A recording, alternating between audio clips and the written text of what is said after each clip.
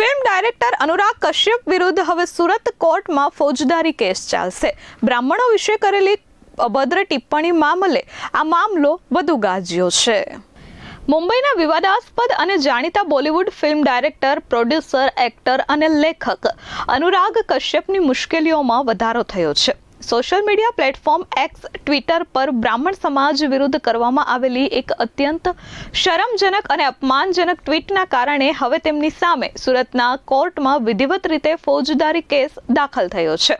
Senior advocate Kamlesh Raval દ્વારા કાયદાકીય લડત લડી અને હવે અનુરાગ કશ્યપને સુરત કોર્ટના પગથિયા ચડવા પડશે. આ ચકચારિત કેસની વિગતો મુજબ 19 માર્ચ 2025ના રોજ ફિલ્મ જગતમાં મોટી પ્રસિદ્ધિ ધરાવતા અનુરાગ કશ્યપે પોતાના ટ્વિટર એકાઉન્ટ પર બ્રહ્મ સમાજ અને બ્રાહ્મણોને નિશાન બનાવી અત્યંત ઘૃણાસ્પદ ટ્વીટ કર્યું હતું, જે જોતા સોશિયલ મીડિયા પર લોકોનો ગુસ્સો ફાટી નીકળ્યો હતો.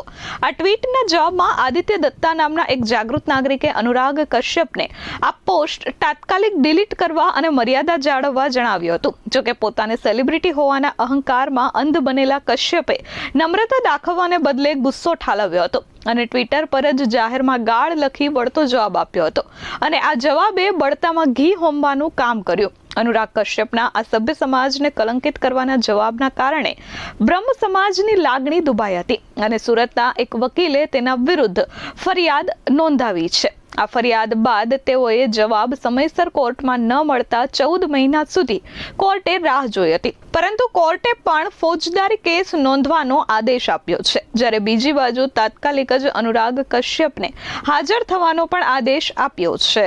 હું એડવોકેટ કમલેશ રાવલ સુરત ખાતે 34 વર્ષથી પ્રેક્ટિસ કરું છું. અનુરાગ કશ્યપે પોતાના સોશિયલ મીડિયા એકાઉન્ટ દ્વારા તારીખ 19/3/2025ના રોજ એક અશોભનીય ટિપ્પણી કરેલી હતી, જેમાં એણે જણાવ્યું હતું કે બ્રાહ્મણો ઉપર હું પિશાબ કરું તો શું, અને એના જવાબમાં એક આદિત્ય દત્તા નામની વ્યક્તિએ એને આવું ન કરવા માટે રિપ્લાય કર્યો હતો. તો એ રિપ્લાયના રીટ્વીટમાં અનુરાગ કશ્યપે ગાળ લખેલી હતી અને જણાવેલું કે તમે બ્રાહ્મણોએ મારું શું ઉખાડી લીધું. એટલે સમગ્ર ભારતમાં બ્રહ્મ સમાજ દ્વારા લાગણી ઠેસ પહોંચાઈ હતી, જેથી આક્રોશ ઠાલવેલો અને અનુરાગ કશ્યપ વિરુદ્ધ કડકમાં કડક પગલાં લેવા માટે જણાવવામાં આવેલું, જેથી જુદી જુદી જગ્યાઓ ઉપર ભારતમાં અનુરાગ કશ્યપ વિરુદ્ધ ફરિયાદ દાખલ કરવામાં આવેલી, જેમાં સુરત ખાતે હું એડવોકેટ તરીકે અને ફરિયાદી તરીકે હાજર રહીને અનુરાગ કશ્યપ વિરુદ્ધ ફરિયાદ કરેલી હતી, જેમાં નામદાર કોર્ટે તમામ પ્રકારના વેરિફિકેશન કર્યા પછી આજ રોજ હુકમ કરેલો હતો, જેમાં અનુરાગ કશ્યપ વિરુદ્ધ ગુનો દાખલ થયો છે અને હવે કાયદેસરની કાર્યવાહી પણ આગળ ચાલશે. હવે એણે કમ્પલસરી નામદાર કોર્ટમાં સુરત ખાતે હાજર રહેવું પડશે.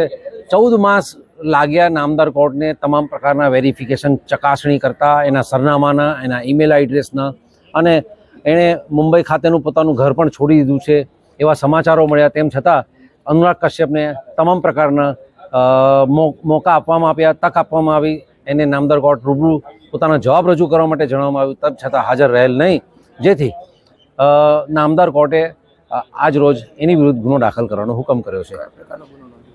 એની વિરુદ્ધ માનહાનિનો ગુનો દાખલ થયેલ છે અને કડકમાં કડક સજલા પગલાં લેવામાં આવે એવી અમારી પણ નામદાર કોર્ટ સમક્ષ માંગ રહેશે.